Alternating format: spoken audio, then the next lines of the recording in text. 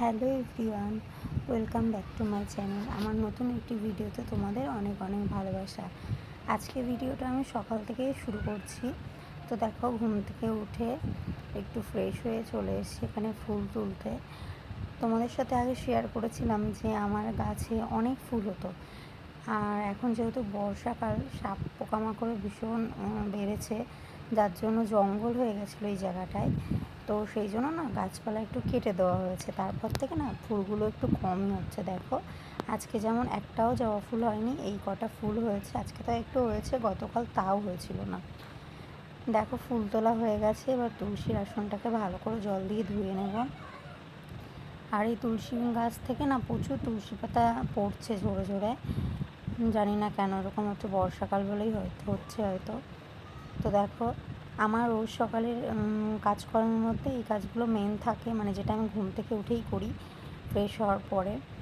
তো তোমাদের সাথে তো রোজ সেটা শেয়ার করা হয় না, যেহেতু ডেইলি ব্লগস শেয়ার করছি, তাই জন্য আমি সমস্তটাই তোমাদের সাথে এবার থেকে ভেবেছি শেয়ার করব। তো দেখো, আর চারিদিকটা কি সুন্দর লাগছে, দেখো সবুজ সবুজ। আর আজকে একটু ভালোই রোদ উঠেছে, বৃষ্টি সেরকম একটা হয়নি সকাল থেকে। এবারে দেখো, কলপাড়ে চলে এসেছি। এখানে জামা প্যান্টগুলোকে ভিজিয়ে রেখে যাব। কিছুক্ষণ ভিজিয়ে রেখে তারপরে একটু পরে এসে কাচবো। তো ঘরে কিছু কাজ বাকি রয়েছে, সেগুলোকে করে নেব, দেন এসে কাচাকুচিগুলো করব। যদি এগুলো সব পরিষ্কার জামা প্যান্টই, রোজকারটা রোজই যেহেতু আমি কাছি, তো সেই জন্য বেশিক্ষণ ভিজিয়ে না রাখলেও হবে, তবে একটু ভিজিয়ে রাখবো। সেই জন্য ভালো করে সার্ফ দিচ্ছি, দিয়ে সমস্তটা ভিজিয়ে রেখে ঘরের থেকে কাজগুলো করে এসে তারপরে কাচা ধোয়াগুলো করব। শুধু একটাই এখানে একটু নোংরা রয়েছে, সেটা হচ্ছে আমার বর যেটা করে কাজ করে, সেটা ওই গেঞ্জিটা দেখতেই পাচ্ছে, যে এই গেঞ্জিটা তো লাল হয়ে যায় যে কালারিংয়ের কাজগুলো করে। তো সেই জন্য বাদবাকি সমস্তটাই পরিষ্কারই। ছেলের রয়েছে রোজকার, আমার রোজে যেগুলো পরি সেগুলো রয়েছে। আর ওই জিন্সের প্যান্টটা অন্য কিছুর মধ্যে ভেজাবো, এটার মধ্যে আর হবে না।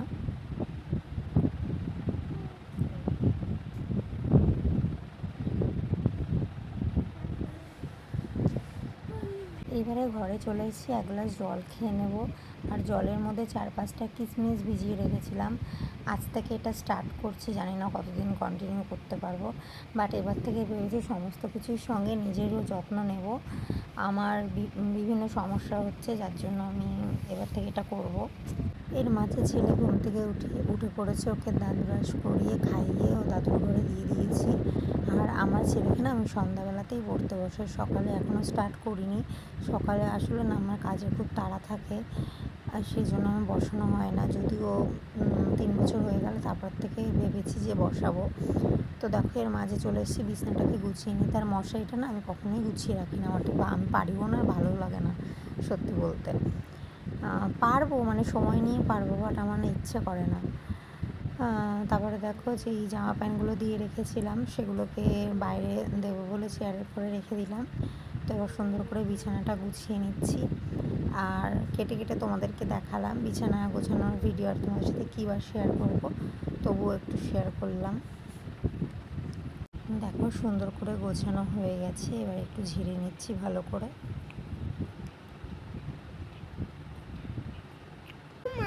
তারপরে দেখো, এখানে জামা প্যান্টগুলোকে কাচার জন্য চলে এসেছি। তো এখানে সুন্দর করে এখন কেচে নেব। আজকে তোমাদেরকে বললাম যে হালকা বেশ ভালোই রোদটা উঠেছে, এখন অবধি বৃষ্টি পড়েনি। আর রোজ তো এমন হচ্ছে যে একবার ছাদে জামা প্যান্ট মেলে দিয়ে আসছি, আবার বৃষ্টি আসছে, আবার নিয়ে আসছি, আবার রোদ দেখে দিচ্ছি।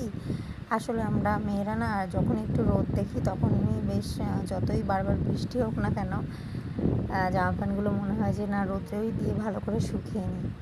আর আমরা সত্যি যখন একভাবে ভীষণ গরম পড়ে তখন বলি যে একটু বৃষ্টি হোক, আবার যেই কয়েকদিন পর পর বৃষ্টি হয় তখন বলি রোদ হোক। আসলে আমাদের কথায় তো আর হবে না, প্রকৃতির নিয়মেই সবটা হবে। তবুও না জামা প্যান্ট থাকলেই না মনে হয় যে একটুখানি রোদ যদি হয় একটু শুকিয়ে নিতে পারতাম, ভীষণ সমস্যা হয় না হলে। তো আমি এখন অন্যরকম একটা পদ্ধতি অ্যাপ্লাই করছি, সেটা হচ্ছে আমাদের ছাদের উপরে যে টিনটা দেওয়া রয়েছে, সেই টিনের নিচ দিয়ে কিছু দড়ি টানিয়েছি। তো যখন দেখি যে বারে বারে বৃষ্টি হচ্ছে, তখন সেই জামা প্যান্টগুলোকে আমি সেই দড়ির নিচটায় দিয়ে রেখে আসি, আর একদম সন্ধ্যার ঠিক আগ দিয়ে নিয়ে আসি। তাহলে কি হয়, জলটা ঝরে যায়, ফ্যানের হাওয়ায় দেওয়া যায়। আর যেহেতু আমার ঘরে ছোট বাচ্চা রয়েছে, সেহেতু মানে ভেজাটা এনে তো আমি স্ট্যান্ডে দিতে পারি না, তাহলে আবার ঠান্ডার সমস্যা হতে পারে ভেজা অবস্থায় নিয়ে আসলে। তো সেই জন্য একদম জল যেই ঝরে যায়, মানে জলটা শুকিয়ে যায়, একদম সন্ধ্যার আগ দিয়ে নিয়ে আসি। আর যেহেতু বুঝতেই পারছো ছোটো বাচ্চা জামা প্যান্টও থাকে, সেহেতু ওই জন্য ছাদেও রেখে আসি না। যদিও রাখলে রাখা যায়, এবার যেহেতু ছেলের জামা প্যান্ট থাকে বলে রেখে আসি না, একদম সন্ধ্যার আগ দিয়ে নিয়ে আসি। তো তোমাদের সঙ্গে কথা বলতে বলতে দেখো জামা প্যান্টগুলোকে কাচাও হয়ে গেছে। আর এখন না, আমি আগে কি সুন্দর মানে 10টা বাজলেই না তার মধ্যে আমার সমস্ত কাজ হয়ে যেত, আর এখন আমার উঠতেই প্রত্যেক দিন লেট হয়ে যায়, যার জন্য আমি হচ্ছে কাজকর্ম করতেও একটু দেরি হয়ে যায়, অনেকটা টাইম বেজে যায়। এবারে চলে এসেছি রান্নাঘরে একটু চা করব বলে। তো দেখো, এটা কালকের দুধ ছিল, একটু দুধটাকে ভালো করে গরম করে নিচ্ছি, আর এখানে আমার জন্য চা বসিয়ে দিয়েছি। আমার একারই জন্য, আমাদের বাড়িতে দুধ চা খুব একটা কেউ ভালো খায় না, আমি ভীষণ ভালো খাই। আমার সমস্যা হলেও আমি খাই, কারণ আমার চা ঠিক ভালো লাগে না। ওই জন্য দেখো নিজের জন্য চলে এসেছি, চা করে নেব, এটা নিয়ে এবার একটু শান্তি করে খাবো, দেন বাদ বাকি কাজটা কমপ্লিট করব।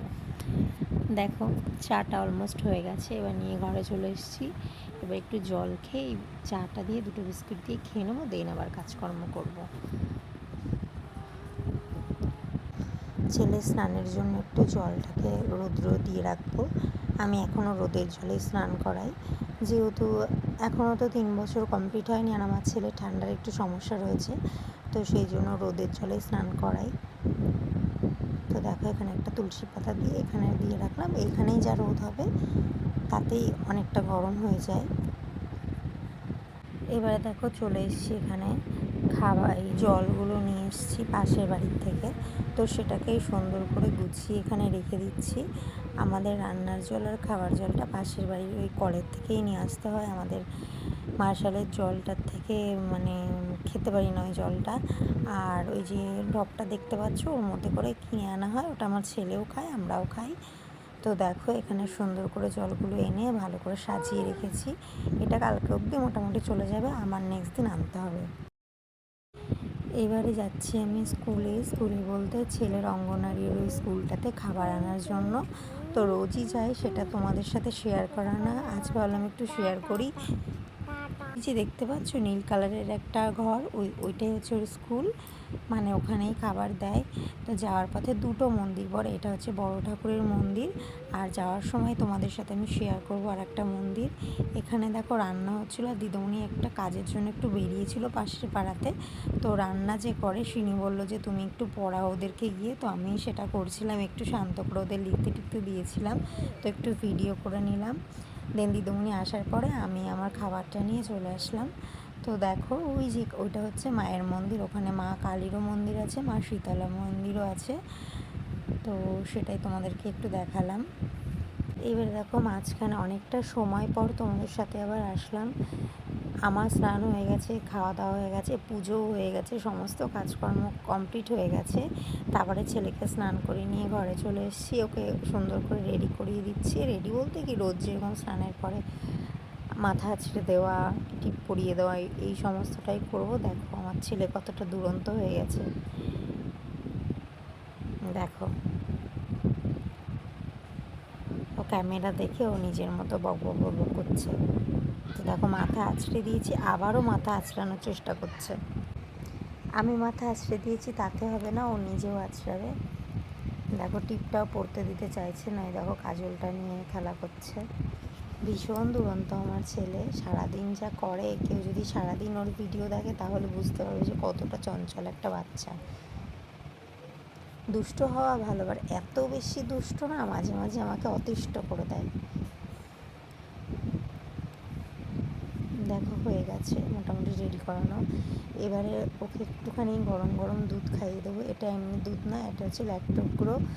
আমার ছেলে যেহেতু অনেকটা সকালে খায় এখন, তো মাঝখানে এবার থেকে ভেবেছি একটু করে দুধ বা অন্য কিছু খাইয়ে দেবো, যেহেতু ওর দুপুরবেলা খেতে খেতে প্রায় 2:45 নাগাদ বেজে যায়, যেহেতু মাঝেও একটুখানি ঘুমিয়ে নেয়, তারপরে উঠে ভাত খায়। তো সেই জন্য। আর আমার ছেলে না দুধ জাতীয় কোনো কিছু এখন মানে খেতে চায় না, ছোটোবেলায় খেত বাট এখন কেন খেতে চায় না জানি না। আর যেহেতু আমার ছেলে ঠান্ডার সমস্যা রয়েছে, গরুর দুধটা আমার ডাক্তার ওকে খাওয়াতে বারণ করেছে, সেই জন্য আর গরুর দুধটা আমি দিই না। মাঝে একবার দিয়েছিলাম, দেওয়ার পরে প্রচণ্ড ঠান্ডা লেগে গেছিলো, সেই জন্য ওকে এখন ল্যাক্টোজেন যেহেতু পাওয়া যায় না, এখন যেহেতু অনেকটা বড় হয়ে গেছে ল্যাক্টোগুলো পাওয়া যায়, তাই দেখো খাবে না, জোর জবরদস্তি খাওয়াচ্ছি। দেখো ভীষণ বায়না করছে, খাবে না। বাট ভিডিওতে তোমরা যতটুকুনি টাইম দেখছো, আধ ঘন্টা লেগেছে আমার এই দুধ দেওয়ার পেছনে খাওয়াতে, একটু একটু করে বুঝিয়ে খাওয়াতে। তারপরে যাই হোক খাওয়ানো হয়ে গেছে। এখন মোটামুটি আমার সংসারের সমস্ত কাজ কমপ্লিট, সবটাই হয়ে গেছে। তো এখন একটু নিজের জন্য সময় বার করেছি, এবার থেকে ভেবেছি যে সমস্ত কিছু করব, সংসারের পাশাপাশি নিজের পড়াশোনাটাকেও আবার শুরু করব। যেহেতু এখন সরকার চেঞ্জ হয়েছে, তোমরা সবাই জানো, আমরা আশা একটু রাখতে পারি যে বিভিন্ন ভ্যাকান্সি বেরোবে, তো সেই জন্য নিজেকে একটুখানি তৈরি করব। যদিও মোটামুটি 2 বছর পড়াশোনা, 2 বছর কি 3 বছর মোটামুটি পড়াশোনা থেকে আমি বেরিয়ে গেছি, কোনো কিছুই নেই।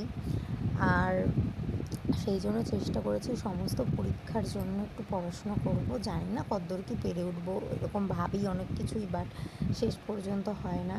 তবুও এবার নিজের কাছে একটু নিজে মানে প্রতিজ্ঞা মতো করেছি যে না, নিজের জন্য একটু হলেও সময় পার করব। তো এই সময়টাই আমার কাছে রয়েছে, মোটামুটি 2টো অবধি আমি মানে 2 ঘন্টা এখন নিজের জন্য একটু দিতে পারবো।